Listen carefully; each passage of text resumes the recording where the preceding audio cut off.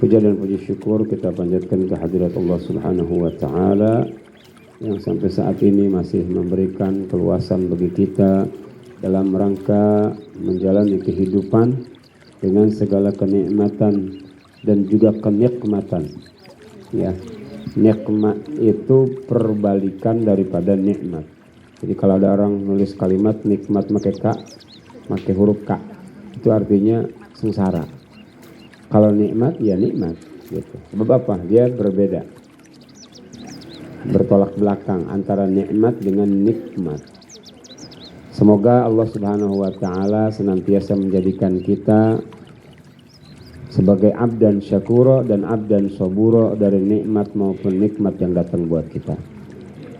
Salawat dan salam rindu kita selanjutnya kita sama panjatkan kehadirat junjungan alam Nabi besar Muhammad sallallahu alaihi wasallam, juga buat keluarganya, sahabatnya dan segenap pengikutnya ila yaumil qiyamah.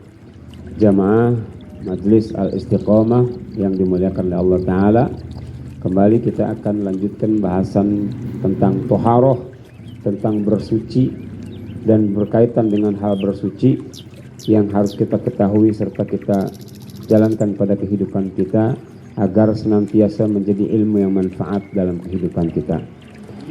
Karena ilmu itu kalau nggak diamalkan, kata ulama, kasyajar bila thamar, kayak pohonan tanpa buah. Ya, sebetulnya pandangan saya sih lebih parah dari itu. Sebab kalau pohon tanpa buah masih bisa kulitnya dipakai jadi jamu, daunnya dipakai buat masak sama kita kayak daun salam gitu kan, masih ada manfaatnya. Kalau pohonan mah, kalau kita punya ilmu nggak diamalkan, ini lebih parah sebetulnya. Kenapa? Dia bakal minta keadilan sama Allah, di mana tadinya dia nggak ada, kita adakan dengan cara kita ngaji, sudah ada kita antepin, gitu kira-kira. Apa efeknya apa? Biasanya akhirnya jadi nggak baik kehidupan orang yang nggak mau mengamalkan ilmunya. Ya. Hadirin yang dimuliakan oleh Allah Ta'ala, kita langsung saja bacakan sebuah ilmu Al-Quran, Fatihatul Kitab, khusus kepada pengarang kitab takrib ini, At-Tadhib fi Matnil Ghayati wa Takrib, Dr. Mustafa Adib di Buldaga, juga kepada para guru-guru kita yang masih ada ataupun yang sudah tiada, sekaligus orang tua kita yang masih ada ataupun tiada, semoga Allah muliakan mereka semua. Al-Fatihah. A'udzubillahi minasyaitonirrajim. Bismillahirrahmanirrahim. Alhamdulillahi rabbil alamin, arrahmanir rahim, maliki yaumiddin. Iyyaka na'budu wa iyyaka nasta'in. Ihdinas siratal mustaqim. Siratal ladzina an'amta 'alaihim ghairil maghdubi 'alaihim waladdallin. Amin. Bismillahirrahmanirrahim. Faslun ay hadza fasl. Ini pasal berikutnya, wal mashu 'alal khuffaini jaizun. Membasuh luaran daripada sepatu kita tatkala kita berwudu, jaizun itu hukumnya boleh. Bisalasati syara itu dengan 3 syarat. Boleh sepatu, boleh kaos kaki. Kalau yang di lapangan nih, memang lagi dinas dan dia bisa laksanakan sholat di luaran, nggak apa-apa pakai sepatu ini dan nggak usah harus nyopot gitu. Tapi ada 3 syarat yang mengikat. Ya, ada 3 syarat. Ini sebetulnya kebiasaan orang di Saudi. Kenapa? Karena di Saudi itu kalau udah musim dingin parahnya luar biasa. Sehingga yang ada dia butuh kakinya supaya hangat selalu dipakein khuf namanya. Khuf itu sejenis kaos kaki tapi terbuat dari kulit. Jadi dia boleh dipakai, dan ketika kita membasuh wudu boleh hanya dibasuh luarnya aja. Gitu. Bisalah satu syarat itu ada 3 syarat yang yang terkait harus terpenuhi. Pertama, ayyabta di lubsahuma ba'da kamal tahar. Pertama,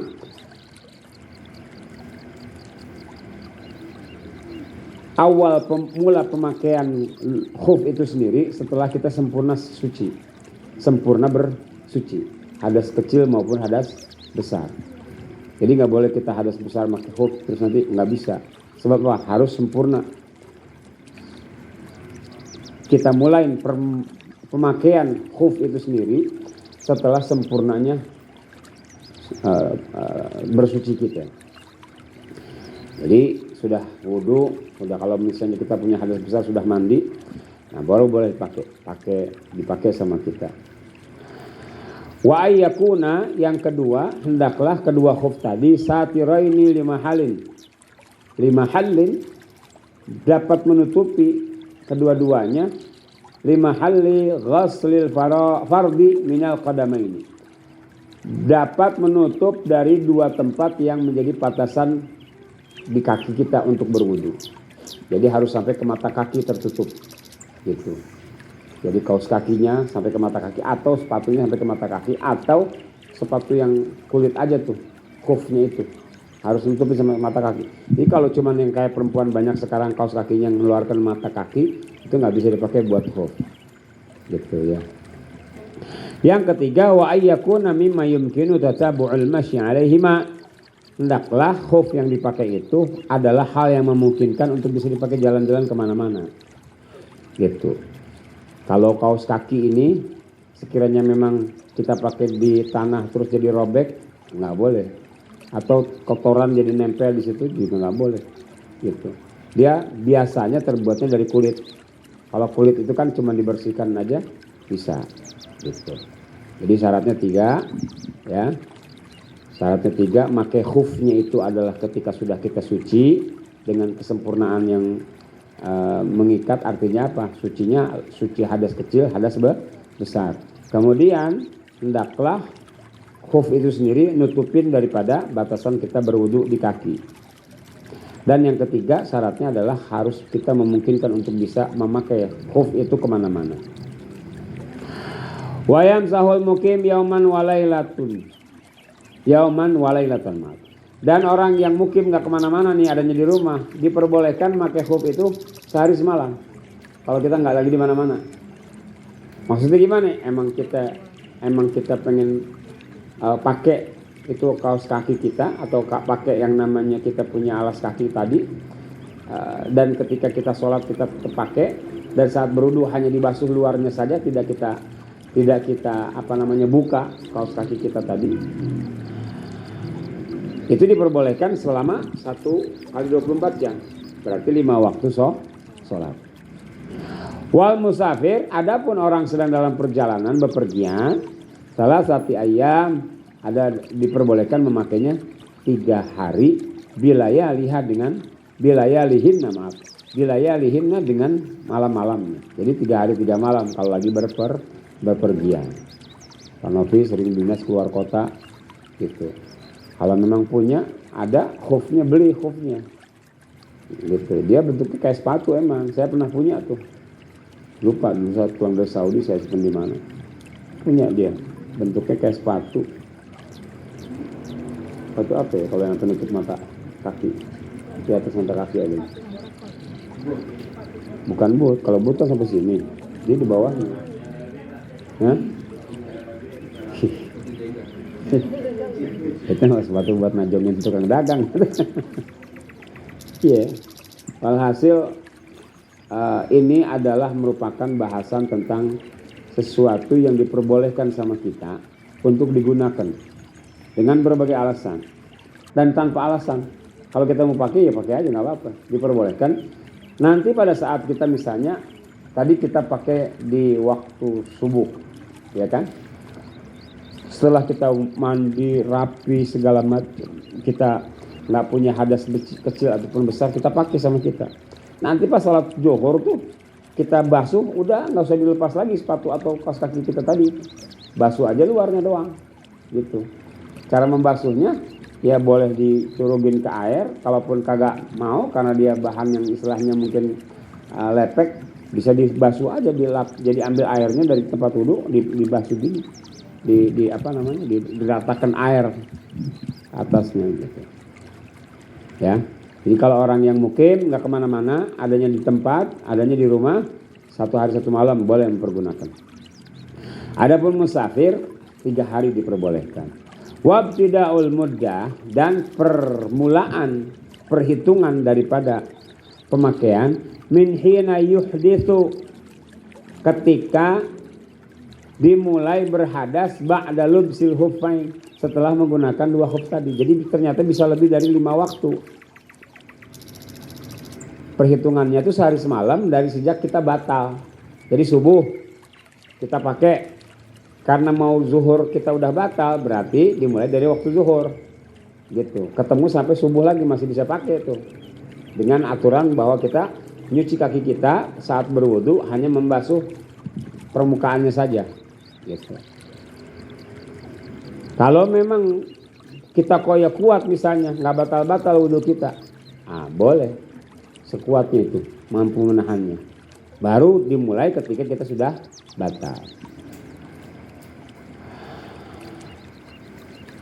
Fa'in masaha fil hadar, ketika dia membasuh khufnya tadi itu atau sepatunya tadi ketika dia ada di rumah, safar, kemudian dia bepergian.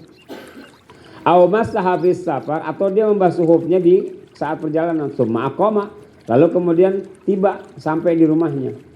Atamma mashu mukim, maka yang dihitung adalah waktu ketika dia bermukim. Gitu. Jadi hanya sehari semalam. Lailin yaumun wa lailah. Hanya sehari semalam. Gitu. Kalau memang dia sudah niat berpergian, ya boleh 3 hari 3 malam. Tapi ketika bepergian itu adalah waktu yang dapat ditempuh dalam kurun waktu yang singkat, lalu kemudian dia mukim, memang perginya itu tujuannya adalah ke kampung halaman misalnya, yang mana di situ dia bermukim, ya maka dihitungnya pakaiannya adalah pakaian ketika mukim. Wa yabtulul mashu bi salasati asya, dan dapat batal diperbolehkan membasuh khuf tadi itu dengan tiga hal. Yang membatalkannya 3 hal. Pertama, bi khal'iha, dengan menyopot khuf tadi, dengan membuka sepatu kita batal. Batal itu artinya batal diperbolehkan membasuh khufnya aja. Wan qida'il muddah, yang kedua karena habisnya masa sehari semalam, atau ketemu dengan semampunya kita tadi menahan wudu persis 5 waktu setelah kita batal wudu kita. Wa ma yujibul ghusl. Yang ketiga yang dapat membatalkan khuf adalah apapun yang mewajibkan kita mandi, itu batal. Jadi batal itu maksudnya udah kagak boleh ngebasuh bagian luar daripada sepatu kita aja. Gitu. Faslon, ini fasal. Wasara itu tayamumi khamsatu asya'a, syarat-syaratnya tayamum ada 5 perkara. Pertama, wujudul udri, adanya uzur, bisafarin, dengan disebabkan perjalanan, au maradin, atau dalam keadaan sakit ya. Jadi kalau kita dalam perjalanan nih, kita nggak bisa turun dari bis, sementara waktu sholat kita udah mau berakhir, udah tayamum aja, pergunakan belakang jok tempat kita duduk, depan tempat kita duduk tuh ada jok kan, tayamum pakai itu. Soal ini kan bludru, soal ini kan bahan kulit, gimana esensinya dengan tanah yang semestinya kita ambil? Bludru dan kulit itu sumbernya dari tanah-tanah juga. Dan yang dimaksud tanah itu juga bukan tanah liat, tanah lempung, bukan. Tanah itu ya tanah yang dalam bentuk debu gitu. Ya, nanti ada bahasan di bawah. Diperbolehkan syarat-syarat tayamum ada 5 perkara. Pertama, adanya halangan sebab perjalanan atau marad atau sakit. Sakit nih, nggak bisa wudu, kalau kena air kita meriang, pakai tayamum. Kemarin saya udah ajarkan ya tayamumnya ya. Udah. Yang kedua, wadukhulul waktu sholat, harus sudah masuk waktunya sholat. Kalau belum waktu jangan tayamum, nggak bisa dipakai. Gitu. Kalau udah komandang azan, boleh tayamum, saking nggak ada air. Udah masuk waktu sholat.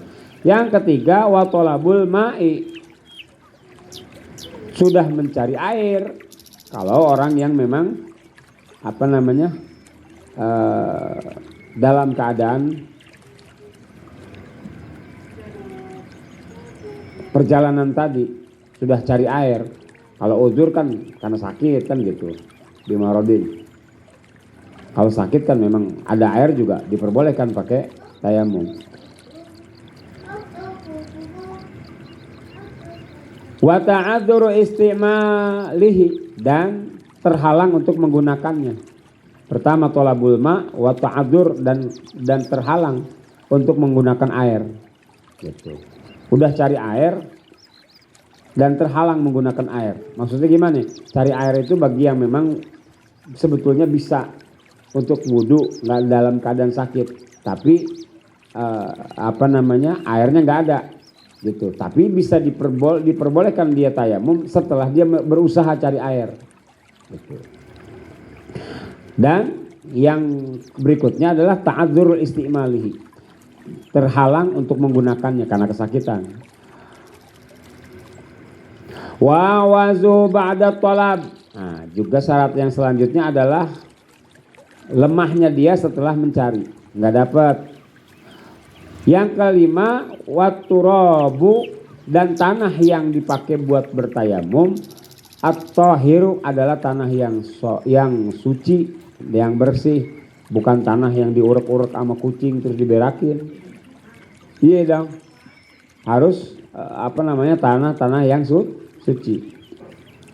Tanah hamparan yang terhampar gitu. Yang kita memang harus melihat dengan mata kepala kita dengan jelas bahwa ini tidak diaduk-aduk sama binatang gitu. Fa in khalatahu jisun aw ramlun lam yajuz. Kalau tanah tersebut tercampur dengan pasir ataupun kotoran, maka tidak diperbolehkan. Jadi tanahnya harus tanah yang suci kalau buat tayamum. Jadi perhatikan syarat-syaratnya boleh tayamum itu karena 5 perkara. Pertama, adanya halangan karena sakit atau karena bepergian. Yang kedua, karena sudah masuk waktu sholat, kemudian sudah mencari air dan berhalangan untuk menggunakannya, dan lemah ketika sudah ba'da tolab, setelah mencari air itu terjadi kelemahan di badan kita. Wa turab tahir, yang kelima adalah tanah yang dipergunakan adalah tanah yang suci. Lahu ghubarun, setelah suci dia harus ada debunya, gitu. Harus ada debunya. Nah, jadi intinya itu debunya yang dipakai. Sebab apa? Begitu saat nanti kita praktek, ya kan? Ngambil tanah kan harus dibuang dulu. Intinya apa? Yang nempel itu hanya debunya saja. Makanya ulama ngambil jalan untuk apa? Memberikan izin kepada halayak muslim tayamum ya di bangku pesawat, nggak apa-apa. Saya nggak naik pesawat, naik bis di belakang jok tempat orang duduk di depan kita. Di situ nggak apa-apa. Sebab apa? Apapun yang ada di muka bumi ini sumbernya dari tanah. Dan yang terpenting itu adalah debunya. Jadi kita husnuzon aja bahwa ada debu di situ gitu. Ini tembok nih, dinding. Pakai aja kalau kita kagak bisa. Ngambil di mana-mana, udah tayamum gitu. Ya. Wa faraiduhu, dan kewajiban tayamum ada arba'atu asya, 4 perkara. Pertama niat. Nah, niatnya gimana kemarin? Nawaitu tayammuma listibahati fardis sholat lillahi ta'ala, gitu ya. Atau nawaitu tayammuma liraf'il hadasil akbar. Ada yang hadas akbar, hadas besar. Yang kedua, mashul wajhi, membasuh wajah kita. Ya. Wal yadaini, yang ketiga membasuh 2 tangan dengan cara yang sudah kemarin saya sampaikan. Ma'al mirfaqaini, sampai kepada sikut kita. Yang keempat, wat tertib, harus tertib. Ya, nggak boleh berantakan. Niatnya belum, udah basuh wajah misalnya. Atau ke tangan dulu, baru wajah. Nggak boleh, harus tertib, terus nyusun. Ya, niat, kemudian ngambil kita punya tanah, dibuangin yang bagian kasar-kasarnya, dimasukkan ke wajah, di situ niat kita. Nawaitu tayammuma istibahati fardis sholat. Selanjutnya adalah tertib. Wa sunanuhu, adapun kesunatan dalam tayamum salah satu asya, ada 3 perkara. Pertama at-tasmiyah, baca bismillah. Wa taqdimul yumna 'alal yusra, mendahulukan kanan dari kiri. Ini sunnahnya juga. Wal mualat itu dalam bahasa Jawa tuh nuli-nuli, berkesinambungan, jangan berhenti, jangan tertunda. Jadi itu sunnahnya. Sunnah berarti kalau tidak berkesinambungan nggak jadi masalah sebetulnya, cuman hilang sunnahnya. Walladzi yubtilu tayammuma, dan yang membatalkan perkara yang membatalkan tayamum salah satu asya, ada 3 perkara juga. Pertama ma'abtalal wudu, apa saja yang membatalkan wudu. Semua yang membatalkan wudu batalkan tayamum gitu ya. Ketemu. Yang kedua waruyatul ma'i fi ghairi waqti sholat, melihat adanya air di luar waktu sholat. Udah tayamum nih, tiba-tiba hujan turun, nah batal tayamum kita. Atau tiba-tiba ada yang manggul air, wah alhamdulillah dapat air nih 1 galon atau 1 botol, batal tuh. Kalau belum melaksanakan sholat gitu. Fi ghairi waqti sholat, kalau udah lagi sholat nggak batal. Kenapa? Udah kadang jalan gitu. Tapi kalau belum masuk, baru mau takbir misalnya, siapa itu? Mas Koco bawa ember, oh ada air, iya batal tuh tayamum gitu. Paling nanti Mas Koco di demo, oh tuh bawa air sih. Gitu ya. Melihat air itu di luar waktu sholat membatalkan tayamum. Yang ketiga wariddah, adalah murtad menyebabkan batalnya tayamum. Wa sahibul jabairi yamsahu 'alaiha, orang yang memiliki luka di badan boleh hanya di atasnya saja dibasuh. Ya. Atau tidak dikenakan air. Ya. Kenapa? Ada perban. Orang yang luka itu maksudnya di sini adalah kaitannya dengan perban. Tangannya patah di perban. Nah, ini boleh untuk tidak dibasahin secara utuh. Kenapa? Beresiko. Cuman dibasuh aja. Wayatayammamu, digantinya dengan apa? Ini nggak usah dibasuh, tapi digantikan dengan tayamum. Gitu. Wa yusolli, dan dia melaksanakan sholat. Wala i'adata alaihi, dan tidak ada kewajiban dia mengulang. In kana wada'aha ala tuhrin, ketika membasuh perban tadi, menyimpan perban tadi, nempelin perban tadi dalam keadaan suci. Jadi kita ini sebetulnya perlu perhatian ya terhadap sendi-sendi ibadah kita. Karena apa? Terkadang kita dengan musibah yang terjadi udah lupa daratan, tidak berpikir punya wudu atau kagak gitu. Pokoknya yang penting penanganan. Nah ini kalau udah kita ngaji kayak begini, sebisanya kalau bisa kita memang beri perban, wudu dulu gitu maksudnya. Dengan cara gimana? Ini udah ada luka Ustaz, tapi mau dipakein perban, tapi saya mau wudu tapi nggak berani pakai air. Ya udah, itu tayamum buat bagian ini doang. Yang lain biasa wudu, belum ini nanti diganti dengan tayamum gitu. Atau adanya di kaki, atau adanya di kepala, sama. Yang jelas luka itu ketika memang dilarang terkena air, bisa digantikan dengan tayamum. Syaratnya ketika dia akan dibungkus, dia akan ditutup dengan perban, harus juga dalam keadaan suci. Wa yatayammamu likulli faridatin, dan bertayamum seseorang untuk setiap satu sholat wajib. Jadi kalau untuk tayamum nggak bisa dipakai sholat isya, maghrib sama isya nggak bisa. Hanya untuk waktu satu sholat wajib ya. Sholat wajib hanya satu waktu. Wa yusalli bitayammumin wahidin, dan bisa sholat dengan tayamum yang satu, masya'a minan nawafili, berapapun yang dia mau dari sholat-sholat sunnah. Nggak apa-apa. Kita biasa duha 8 rakaat. Kalau kita tayamum, bisa nggak satu tayamum untuk 8 rakaat? Bisa, karena sholatnya sunnah. Tapi kalau sholat wajib tidak bisa. Hanya satu tayamum untuk satu kali sholat. Itu pun syaratnya mengikat, harus sudah masuk waktu. Gitu. Makanya ada sisi kelemahan daripada tayamum berbeda dengan wudu gitu. Jadi ternyata dalam ajaran agama kita ini voltase itu penting juga. Artinya gimana voltase? Bahwa dia punya daya kekuatan antara tayamum dengan wudu berbeda. Kalau wudu kan selagi kita belum batal, mau 5 waktu sholat kita nggak wudu lagi nggak apa-apa. Kalau wudu boleh satu wudu dipakai buat banyak sholat wajib. Asal kitanya kuat nahan, nggak batal gitu. Tapi kalau tayamum nggak bisa. Tayamum cuma satu sholat doang. Itu pun harus sudah masuk waktu. Nggak bisa kalau belum masuk waktu gitu. Jadi makanya pada perkembangannya kita sebetulnya dicerdaskan dengan pelajaran ini. Kenapa? Ternyata masalah voltase bukan adanya di urusan listrik doang. Urusan bersuci juga ada ukurannya gitu.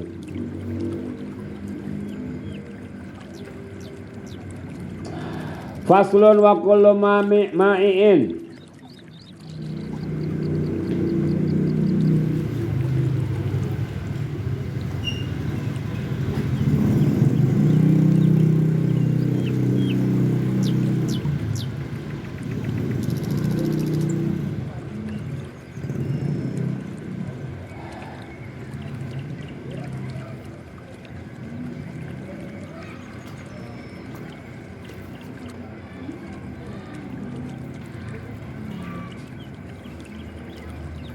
Ini pasal setiap yang cair kharaja minas sabilaini najisun. Yang keluar dari 2 jalan kubul maupun dubur adalah najis illal mani, kecuali mani. Jadi setiap apa yang keluar dari kubul maupun dubur semuanya najis. Kecuali satu, mani. Mani itu apa? Sperma. Sperma tidak najis. Jadi jangan salah ya. Sperma itu nggak najis. Kenapa? Sperma itu adalah asas terciptanya manusia. Jadi sperma mah nggak najis. Ya. Jadi kalau misalnya setelah hubungan koya ada sisa sperma yang nempel di spray, di apa lagi? Imajinasinya ini kayak belambir kali gitu ya, beruat banyak bener gitu. Walhasil itu sebanyak apapun tidak jadi najis. Tidak terhukum najis. Kalau air kencing, terus kemudian ada namanya wadhi dan mazi. Wadhi, mazi. Itu cairan yang keluar after itu apa? Sebelum nih? Oh, before. Sebelum mani keluar itu ada air dari ini laki-laki nih. Ya, air bening yang keluar sebelum sperma. Itu namanya wadi. Kalau wadi ya najis. Kalau wadi najis gitu. Dia keluarnya sebelum sperma, bukan kencing. Kalau kencing kan kencing. Ini air yang keluar sebelum keluarnya sperma, ada namanya air madhi, air wadi, air madhi gitu. Itu pun najis masih. Tapi kalau yang keluarnya sperma, bedanya gimana Ustaz? Kalau sperma itu kalau dalam bahasa kitab disebutnya perbedaan madhi, wadi dan air sperma itu keluarnya bitadafuk, pakai muncrat. Kalau sperma pakai apa sih namanya, orgasme ya.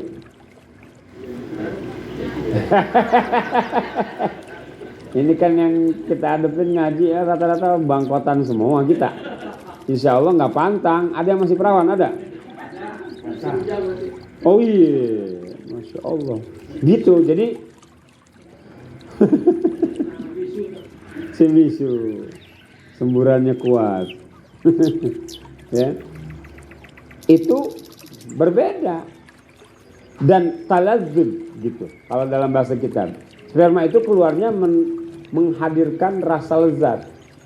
Ada kenikmatannya, beda sama yang lain.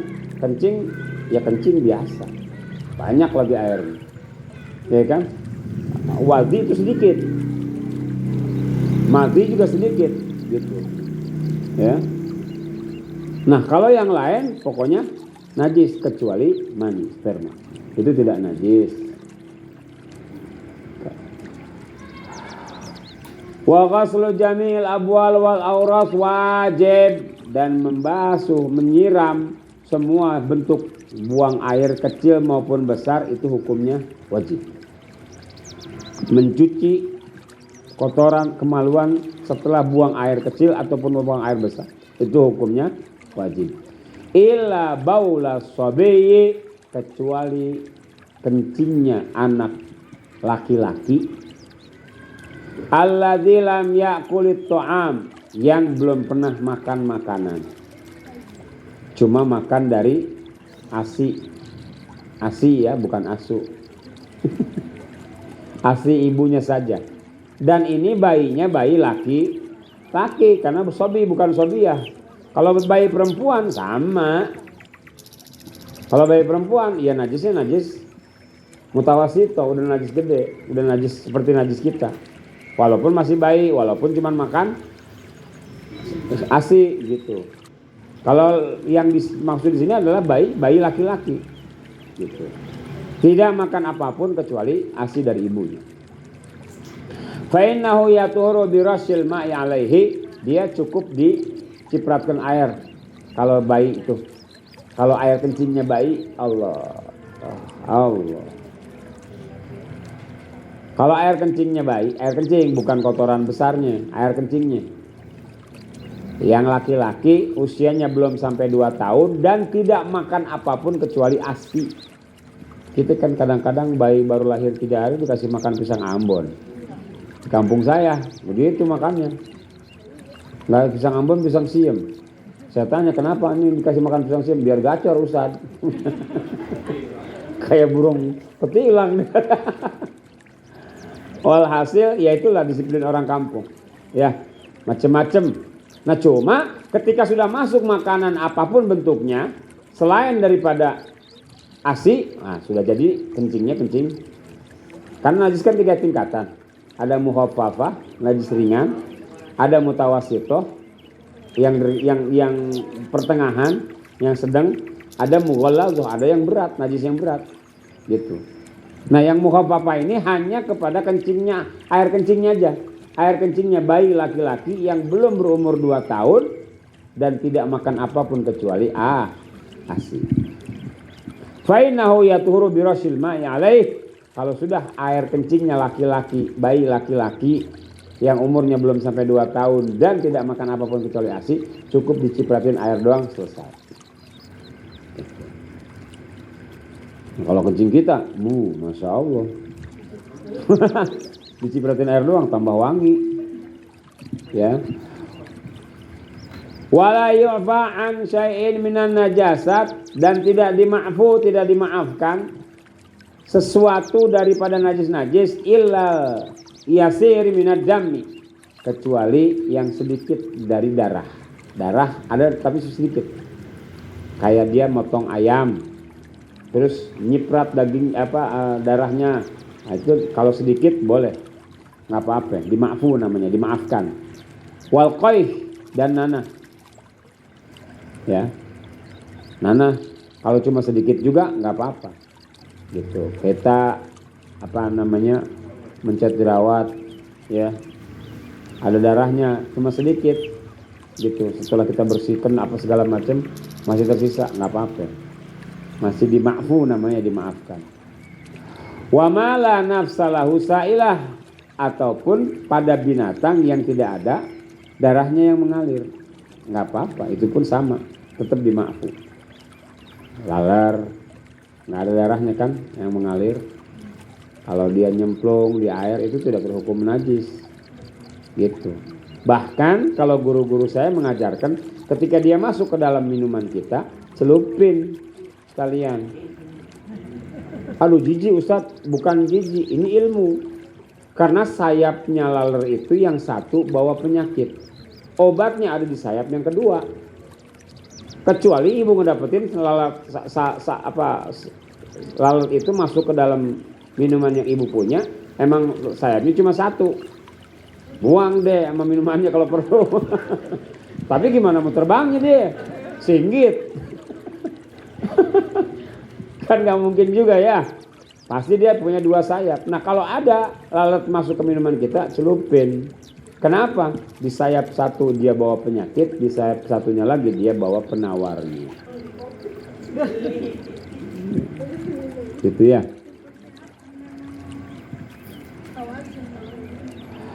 Idza waqa'a fil ina'i, ketika tercebur dalam sebuah wadah, wa mata fihi, dan mati di dalamnya, fa innahu la yunajjisuhu, karena sesungguhnya binatang yang tidak ada darahnya yang mengalir tidak akan membuat najis. Apalagi cecek tuh, cecek kan nggak ada darahnya. Masuk ke kita punya kolam, padahal airnya nggak sampai 2 kulah, nggak masuk 180 liter air di kolam kita, cuma ada 150 liter masuk, itu nggak bikin dia najis. Kenapa? Dia tidak ada darah yang mengalir di badannya. San, kalau curut gimana? Jangan ditanya kalau curut, namanya juga curut. Iya kan? Wal hayawanu kulluhu tahirun, semua binatang itu suci. Illal kalba wal khinzir, kecuali anjing dan babi. Wa ma tawallada minhuma, dan apapun yang terlahir dari keduanya. Anjing kawin sama babi, babi kawin sama anjing, sama. Gitu. Au min ahadihima, atau dari salah satunya. Kita punya kambing di angon, di ura, nggak dikandangin gitu, kayak orang Bekasi ya, banyak ya. Kenapa nggak dibawa kalau banyak? Saya kemarin lewat Bekasi, habis acara dari Kerawang, masya Allah itu saya bilang kambing gede-gede banget, ngampar aja di sawah, tengah sawah. Iya, di proyeknya Podomoro tuh ya, di Bekasi, yang di Kerawang Barat. Bush, ya. Au tawalada au min ahadihima, atau terlahir dari salah satu di antara keduanya. Biangnya kambing. Kenapa dikawinin ini sama anjing? Lahir anaknya, jadi anak.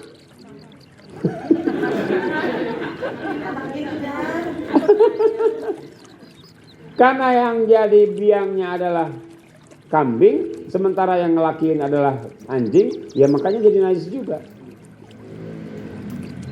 Atau babi, ya, ngawinin kambing orang kampung, itu sama, anaknya jadi najis. Makanya kalau disebut kehati-hatian kita tuh di situ pelebahnya. Ya, hati-hati, jangan sampai kita yakinnya makan kambing, taunya kambingnya belum disunat. Gitu.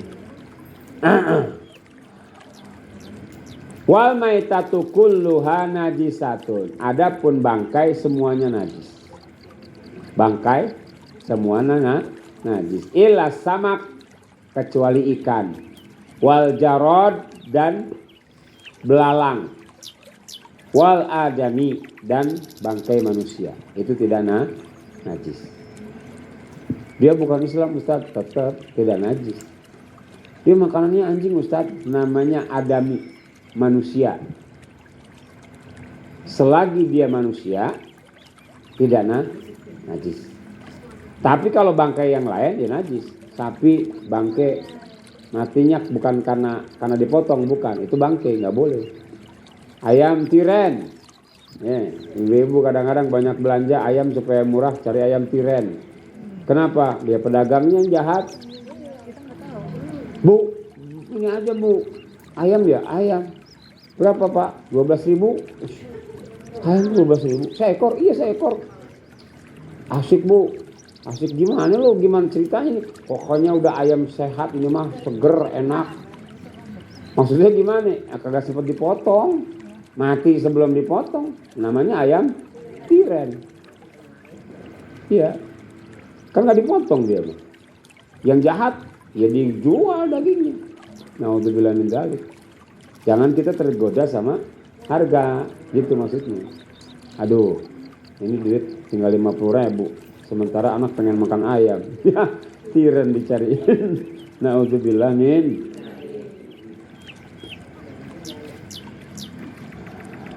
Wa yugsalul ina min wulughil kalbi wal khinziri, dan dibasuh satu wadah yang sudah dijilat sama anjing dan babi sab'a marratin, sebanyak 7 kali dengan air, ihdahun nabit turab, salah satunya menggunakan tanah.